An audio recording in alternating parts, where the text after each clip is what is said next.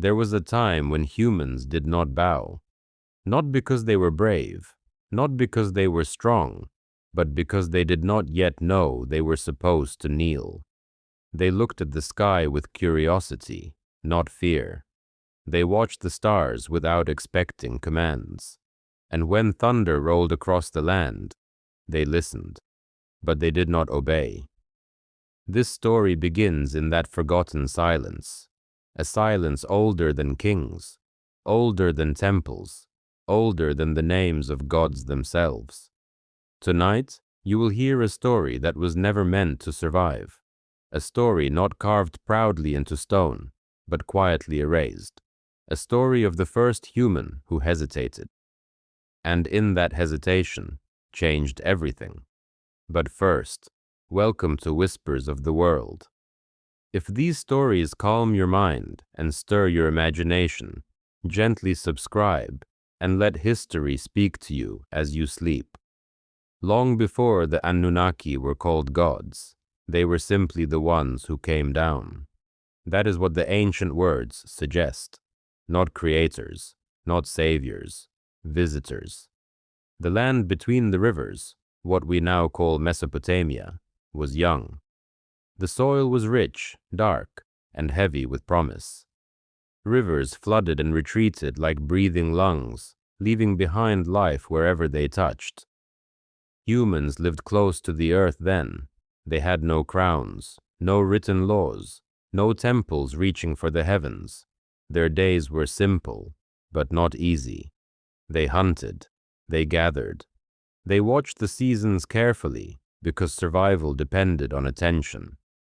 At night, they gathered around firelight and spoke in voices low and careful, not because they feared gods, but because the darkness itself felt alive. And then, the sky changed. It did not happen in a single moment. No great explosion announced their arrival. No trumpet sounded from the clouds. Instead, there were signs. The stars began to behave strangely. Lights appeared where no stars had been before. Shapes moved slowly across the heavens, too smooth to be birds, too deliberate to be dreams. The elders noticed first.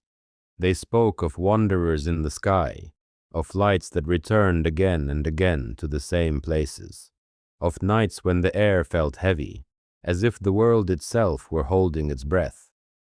Then came the sound, a deep, distant hum, not thunder, not wind, but something mechanical, something that vibrated in the chest rather than the ears. Animals fled. Dogs whimpered and refused to leave the shelters. Birds scattered hours before dawn. And still, the humans watched. When the Anunnaki finally descended, they did not come as conquerors. They came as answers.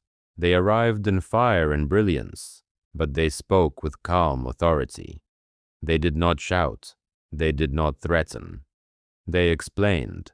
They said they were ancient, that they had traveled far, that the earth was valuable, not sacred, not loved, but useful. Gold, they said, was needed. The deep earth held it. The rivers could reveal it. And humans were capable. At first, there was no fear. Why would there be? The Anunnaki healed the sick. They showed humans how to shape stone, how to guide water, how to read the movement of the stars. Compared to hunger and uncertainty, obedience felt like safety. And so the first agreements were made, not written, not sworn, but understood. You work, we guide. You obey, we protect. This was not slavery yet, not in the way we understand it. Humans still slept where they wished. They still loved, laughed, argued, and dreamed. But something subtle had changed. The sky was no longer empty. Every action was now observed, every ritual corrected, every mistake noted. The Anunnaki did not demand worship at first. They allowed it to grow naturally, a cleverer form of control. They stood taller. They lived longer. They knew things no human could explain. Soon, humans began to kneel, not because they were told to, but because awe slowly turned into habit. Children were born into a world where the Anunnaki had always been there. To them, the sky was not a mystery, it was an authority, and that is how control truly begins. Not with chains, but with normalization. The Anunnaki organized labor carefully. Some humans worked the rivers, some dug into the hills, some carried stones too heavy for a single lifetime to justify, and always there were overseers, silent, watchful, unblinking. Yet even then, not all humans felt the same way. There were whispers, quiet ones, dangerous ones, not of rebellion, not yet, but of unease. Why, some asked, if the Anunnaki were gods, did they need labor? Why, if they were eternal, did they fear disobedience? Why, if they had created humans, did they correct them so often? These questions were never spoken loudly. They passed between trusted mouths, shared only under starlight, when the overseers were distant. Most humans silenced these thoughts quickly. Survival demanded it. But one human did not. He was not a king, not a warrior, not a priest. He was ordinary, so ordinary that history almost forgot him entirely. He worked the earth near the riverbanks, where mud clung to skin and time passed slowly. He listened more than he spoke, watched more than he acted, and he noticed something others did not. When the Anunnaki spoke of order, their eyes never softened. When they spoke of protection, their hands never reached out. When they spoke of humanity, they never used names. Only numbers, only output, only results. This human began to look at the sky again, not with worship, but with memory. He remembered a time he had never lived, yet somehow recognized. A time when humans chose their own rhythms, their own silences, their own meanings. And slowly, quietly, a dangerous thought formed in his mind. What if obedience was learned, not destined? What if the Anunnaki were powerful, but not rightful? He never said these thoughts aloud, not yet. Because the first rebellion does not begin with action. It begins with awareness, with a pause, with a question, with a single human who does not immediately bow his head. And somewhere above him, among the cold watching stars, the Anunnaki noticed. A command will be given, one that no human had ever dared to question. And for the first time, obedience will not be automatic, because one human will hear something louder than the voice of the gods. The command did not arrive with anger. That was what made it so powerful. It came calmly, carried on a voice that had never learned to doubt itself, a voice that had been obeyed for generations without resistance, a voice that spoke not to humans, but over them. By this time, obedience was routine. Humans woke when they were told to wake. They worked where they were told to work. They rested when the overseers allowed it, not because they were constantly watched, but because they believed they were. The Anunnaki no longer needed to stand close. Their presence lived inside rules, rituals, and fear passed quietly from parent to child. Children learned early where not to look, which questions brought silence, which stories were no longer told. And still, life continued. The rivers flooded as they always had. The sun rose. The moon pulled the tides. Birth and death remained unchanged. This made the command feel natural. It was announced during a gathering near the central terraces, a place once used for trade and storytelling, now reshaped into a ceremonial ground. Stone platforms had been raised there, smooth and sharp-edged, nothing like the rough constructions humans built for themselves. The Anunnaki stood above the crowd, tall silhouettes against the sky, their forms partly hidden by shimmering garments that caught the light unnaturally. No weapons were visible. They did not need them. One of them stepped forward. His voice carried without effort. No shouting, no amplification humans could recognize. It simply reached everyone. The work will increase. That was all he said at first. No explanation, no justification, just a statement, as final as gravity. Murmurs rippled through the crowd. Not protest, not anger, calculation. More work meant longer days, heavier loads, less rest. The Anunnaki allowed the murmurs to exist for a moment. Then the voice continued. The yield has declined. The earth must be opened deeper. The rivers must be redirected. These were not suggestions. They were adjustments. Humans were resources, and resources were recalculated when output fell. You will move your settlements closer to the extraction zones, the voice said. Families will be reorganized for efficiency. Training will begin immediately. Something shifted in the air. This was new. Until now, humans had been allowed their homes, their groupings, their quiet separations from the work. This command reached into life itself. Still, no one spoke, because no one ever had. Silence was not enforced. It was inherited. The human by the river, the one who watched and remembered, felt something tighten inside his chest. Not fear, recognition. He had seen this pattern before, not in words, but in behavior. When hunters cornered animals, they did not rush. They narrowed options. The command continued. You will no longer gather freely at night. Movement will be monitored. Instruction will replace tradition. That was when it happened. Not a shout, not a rebellion, just a pause. The human did not lower his head. It was small, almost invisible. But stillness can be louder than screams. An overseer noticed. Its eyes, dark, reflective, unreadable, rested on the human longer than necessary. The Anunnaki did not react immediately. They never did. They observed first. After the gathering ended, humans dispersed quietly, speaking in hushed tones, afraid that even words carried weight now. Families walked together, but not closely. Everyone felt it. Something had crossed a line that had never been named. That night, fires burned lower. Stories were not told. The sky felt closer, not protective but heavy. The human lay awake, listening to the distant hum that never truly stopped anymore.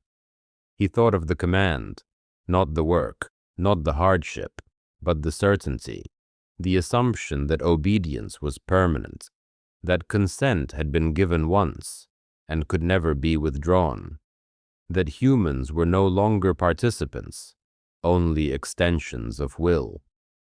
For the first time, he asked himself a question that felt dangerous even to think. What happens if someone does not obey? No stories answered this. No memory carried it. Disobedience had never been part of the world. The next days brought change swiftly. Markers were placed along the land, tall, angular stones etched with symbols humans could not read. Paths were redirected. Rivers bent unnaturally under guidance. Humans were separated into groups by skill and endurance. Names mattered less. Output mattered more. And always the overseers watched. They did not punish mistakes harshly. They corrected them. Correction was worse. It was impersonal, cold, precise.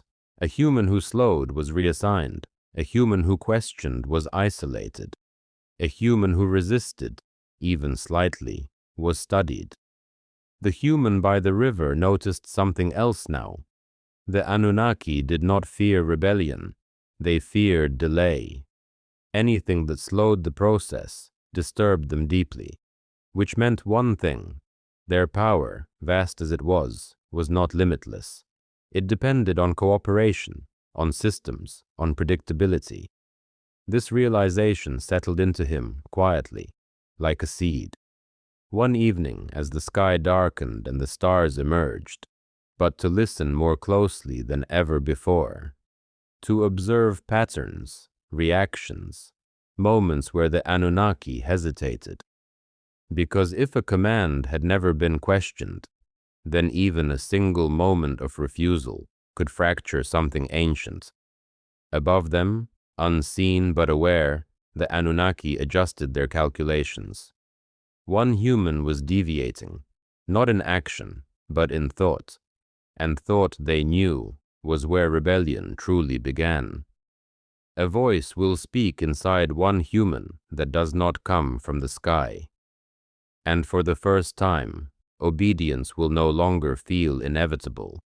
The voice did not arrive suddenly. It did not thunder from the sky or echo through stone halls. It did not introduce itself as divine. It came quietly, almost like a memory.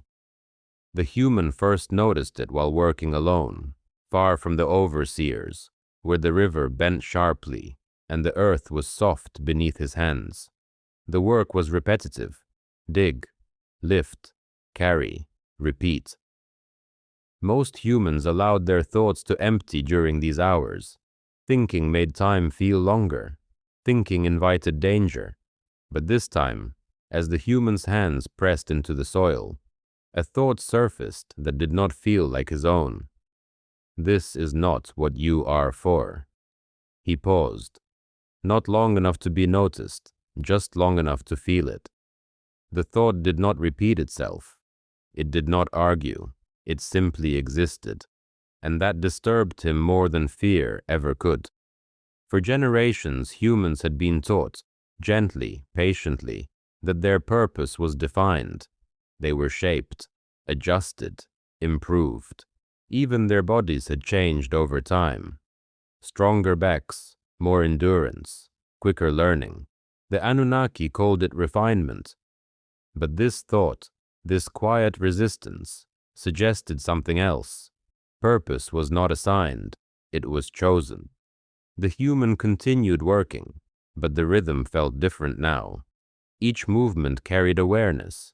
Each command replayed in his mind, not as law, but as instruction given by something outside him. Later that day, an overseer approached. It stood closer than usual. "You are slower," it said. The human did not look up. "The soil is dense here," he replied calmly. The overseer watched him for a long moment. Machines could measure output, they could predict behavior, but tone was harder. Finally, the overseer moved on. The human exhaled slowly. That night, the voice returned. Not in words this time, but in images. He saw humans long ago, gathered freely, their faces lifted toward the sky without expectation. He saw fire not as control, but as comfort. He saw a world where the stars were distant, not watchful. When he opened his eyes, the present felt heavier. Something had been taken from humanity, not violently, but systematically. Choice. In the days that followed, he noticed others, small signs: a woman who lingered before kneeling, a child who asked why the skylights moved in patterns, an old man who whispered stories that did not include gods. They were not rebels, they were listeners. The Anunnaki noticed this too. Their instructions became more detailed, more specific, less tolerant of interpretation. Rituals were introduced, not to honor, but to reinforce hierarchy. Humans were told when to bow, how long to bow, what gestures signaled submission. The human followed these rituals, outwardly. Inwardly, something hardened. He realized the voice was not foreign. It was ancient, older than the Anunnaki's arrival, older than the first command. It was the same instinct that had once taught humans to survive without instruction: curiosity, memory, will. One evening, while moving supplies, the human overheard two overseers communicating, not in human language. The sound was layered, tones within tones, impossible to replicate. But meaning carried through posture, through urgency. The human understood one thing clearly. The Anunnaki were under pressure. Their resource, gold, was not flowing as expected. Their systems were strained, and humans were becoming unpredictable. That night, the voice spoke clearly for the first time. They are not gods. The human sat up. His heart pounded. He looked toward the sky instinctively, half expecting punishment. Nothing happened. The stars remained silent. They need you, the voice continued, more than you need them. This thought terrified him, because if it was true, everything would change. From that moment on, he began to act differently, not defiantly, not openly, but deliberately. He asked for clarification when commands were vague. He worked efficiently, but not excessively. He shared stories of old times with children, not as lessons, as memories, the Anunnaki observed. They adjusted, they increased surveillance, reduced unstructured time, separated certain humans. Control tightened, but control always reveals fear. The human understood this now. The voice did not tell him what to do next. It didn't need to. Awareness was enough. Because once a human knows obedience is optional, every command becomes a choice. And somewhere deep within the Anunnaki's calculations, a variable appeared that should not exist. A human who could say no. A single moment will arrive, quiet, brief, irreversible. A moment where refusal will move from thought into history. The moment did not feel dramatic. There were no storms, no trembling ground, no warning carried by the wind. It began like every other day, with labor. The sun rose pale and distant, its light filtered through dust stirred by constant work. Humans moved into position automatically, their bodies trained to respond before thought could interfere. The Anunnaki had announced a redirection of the river. It was an ambitious command. The water would be forced into new channels, cutting deeper into the land than ever before. The effort would take weeks.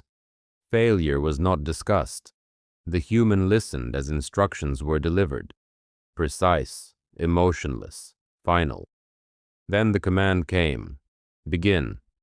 Hands reached for tools, feet pressed into familiar soil, and the human did not move. It was not hesitation born of fear. It was not confusion. It was choice. At first, no one noticed. One human remaining, still among hundreds, looked like a momentary delay. An overseer approached. Proceed, it said. The human met its gaze. No. The word was soft, almost gentle. It did not echo. It did not challenge. But it landed heavier than any shout. Silence spread outward, rippling through the workers. Tools lowered. Breaths held. The overseer did not react immediately. It studied the human, as if searching for a malfunction. Clarify, it said. The human spoke slowly. This work will destroy the fields downstream. Families live there, children. The overseer tilted its head slightly. That is not your concern. The human nodded. It is mine. The pause that followed was long, too long.